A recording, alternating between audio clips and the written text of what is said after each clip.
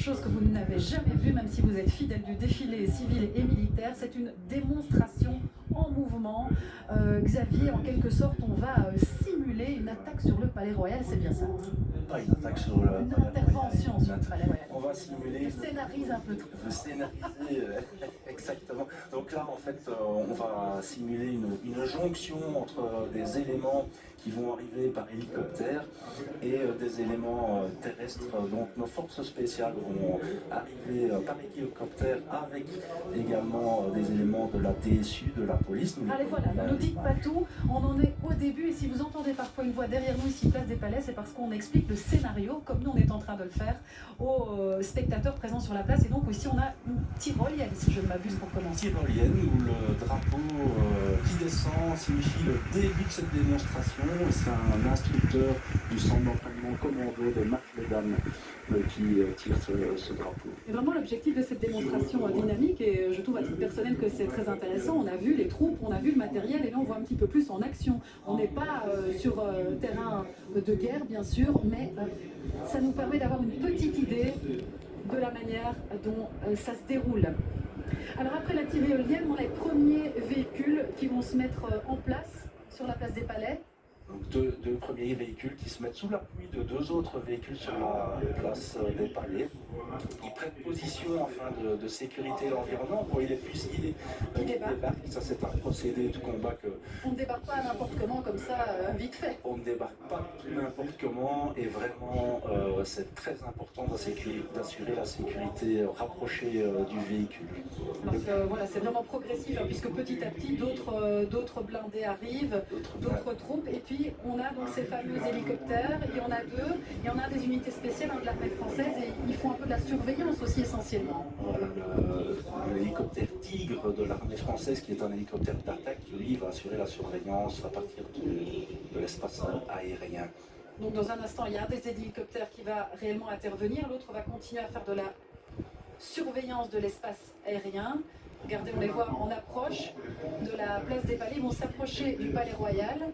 Je lève les yeux parce que nous les voyons vraiment bien arriver ici, juste à côté de nous. Et malgré le bruit, on va continuer à essayer de vous expliquer tout ce qui se passe parce qu'ils sont vraiment à très basse altitude. Et Xavier, donc voilà, il y a un hélicoptère qui va s'approcher et on est à l'intérieur de cet hélicoptère. Regardez comment ça se passe. Et il y a une manœuvre un peu particulière ici qui va avoir lieu. Voilà, c'est ce qu'on appelle le fast dropping.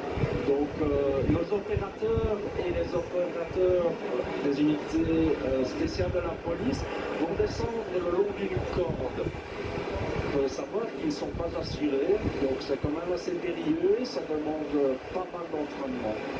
Voilà, donc une manœuvre de fast trooping, donc ils ne sont pas sécurisés. Et pendant ce temps-là, le deuxième hélicoptère, même si vous ne le voyez pas, continue de sécuriser l'espace aérien. Voilà, donc ces équipes vont tenter de pénétrer dans le Palais Royal, même si ceci n'est que fictif et on voit beaucoup d'admiration. On a un peu le sentiment d'avoir des yeux d'enfant dans la tribune royale parce que c'est tout nouveau, cette démonstration dynamique. On est un peu plongé au cœur des opérations de la défense avec d'autres équipes qui vont débarquer plus lourdement armées cette fois. Des équipes spécialisées qui vont débarquer en véhicule pour prendre position et renforcer le dispositif. Voilà, tout cela aussi se fait de manière progressive, on le voit bien. Un après l'autre, ils sortent parce que c'est toujours, faut toujours sécuriser son prochain. Toujours sécurisé, comme on dit, pas de mouvement sans appui. Donc que ça soit par l'observation ou dans certaines circonstances, si c'est nécessaire, par le feu. Les équipes... Nous voyons là la mise en place d'une équipe spécialisée qui va aller se mettre en place juste devant la tribune du Palais Royal avec un missile Spike. Donc c'est un missile anti-char qui peut tirer jusqu'à 4 km.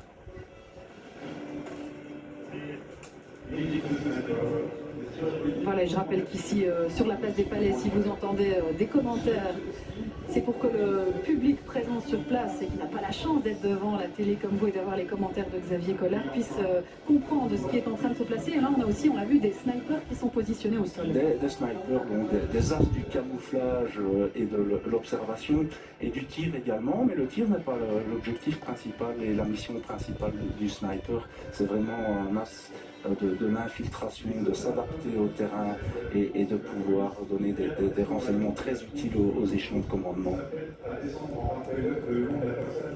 Voilà, les snipers sont positionnés. D'ici quelques instants, voilà, on les retrouve, nos militaires qui sont descendus tout à l'heure en fast trooping, cette fois pour une autre manœuvre. Là, ils vont descendre en rappel le long d'une des tours du palais pour rejoindre le sol et ensuite se rediriger et intégrer le dispositif des troupes au sol. Voilà, c'est cette jonction, comme vous l'avez dit tout à l'heure, qui est en train de s'opérer entre les différentes... Nous avons des opérateurs des forces spéciales et également les troupes motorisées présentes ici sur la démonstration proviennent du régiment de chasseurs ardennais et du 2e bataillon de commando pour la partie opération spéciale. Voilà, le civil et le militaire ensemble, comme ça se passe d'ailleurs parfois dans la réalité. Ceci n'est pas que pure mise en scène, ça arrive que policiers et militaires travaillent de concert. Exactement, et nous l'avons fait pendant plusieurs années avec les troupes conventionnelles. Nos forces spéciales également travaillent avec les unités spéciales de la police. Voilà, la descente en rappel s'est bien déroulée.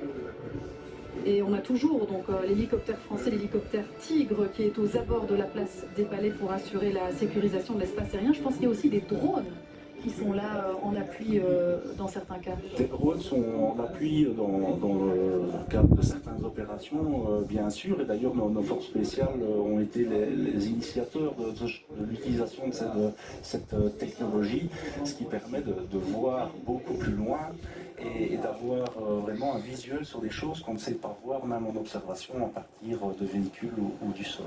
C'est assez incroyable les images en fait de cette opération ici sur cette place des Palais, presque au cœur même du Palais Royal, avec les Special Forces qui arrivent. On avait vu les véhicules tout à l'heure, comme ça vous resituez un petit peu.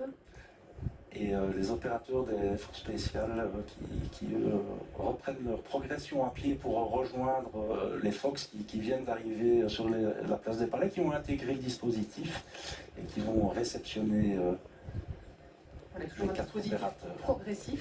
Progressif et toujours avec une sécurité maximale tous azimuts, donc 360 degrés en permanence.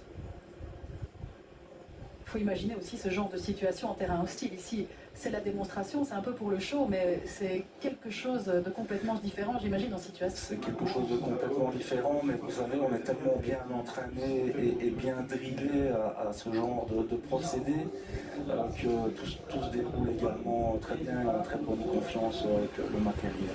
J'imagine aussi que le réembarquement, puisque quand les troupes quittent le terrain, c'est aussi une technique éprouvée, ça ne se fait pas à la petite semaine. Voilà, les réembarquer dans les véhicules et reprendre la progression sont des procédés également, et nous allons le voir, je pense, avec les véhicules.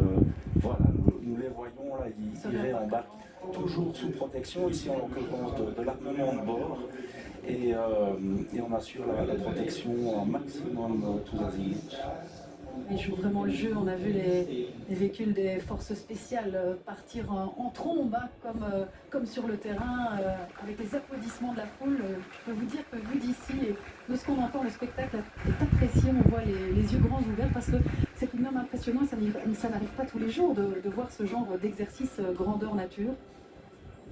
Ça doit être une grande expérience également pour les exécutants. Ah, j'imagine. Ils auront été les premiers à réaliser une démonstration dynamique, c'est vrai.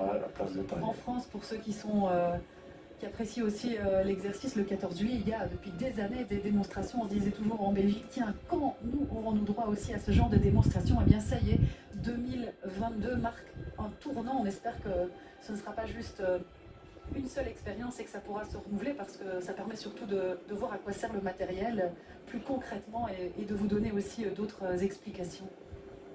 Les chasseurs ardennais qui ont réembarqué dans le Piranha, l'armement .50, un armement très efficace qui date depuis de très nombreuses années. Voilà, ils quittent maintenant la place des Palais. De manière un peu moins rapide que les forces spéciales, mais il n'y a pas le même type de véhicule non plus, c'est bien Pas normal. le même type de véhicule, et nous avions là le DF90 Ouais. que nous n'avons pas eu l'occasion de commenter au préalable. Parce que ça va toujours si vite ce défilé-là. Ça va très vite.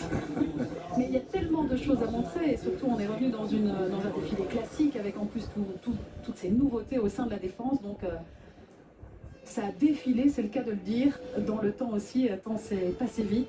On voit l'image que le corps diplomatique semble avoir beaucoup apprécié aussi. Et on a eu vraiment un tout petit peu à l'image, mais il y avait également les nouvelles tenues de la défense, les tenues avec le camouflage multicam que nous avons vu quelques secondes. Oui, développé par une entreprise.